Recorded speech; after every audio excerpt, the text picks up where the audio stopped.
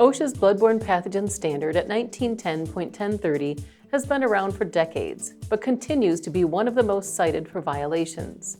The standard applies to employers who have employees with occupational exposure to blood and other potentially infectious materials, or OPIM.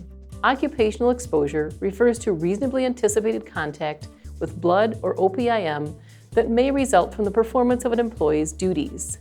Let's take a look at some of the top violations of the standard. Failure to maintain an exposure control plan. Covered employers must develop and implement a written exposure control plan, and it must address all of the elements outlined in paragraph C1 of 1910.1030 and be accessible to employees. Also, the plan must be reviewed annually and, as necessary, to reflect new or modified tasks and procedures which affect occupational exposure, and to reflect new or revised employee positions with occupational exposure.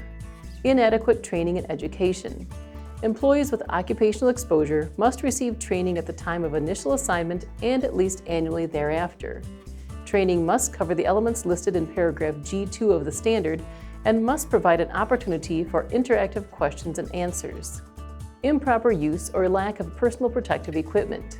Employers must provide appropriate PPE, such as gloves and masks, at no cost to employees and ensure it's used correctly. Failure to offer the hepatitis B vaccination. Employers must offer the hepatitis B vaccine to employees with occupational exposure after they've been trained and within 10 working days of assignment. Inadequate post-exposure evaluation and follow-up. After an exposure incident, such as a needle stick, employers must provide confidential medical evaluation and follow-up, including testing and counseling.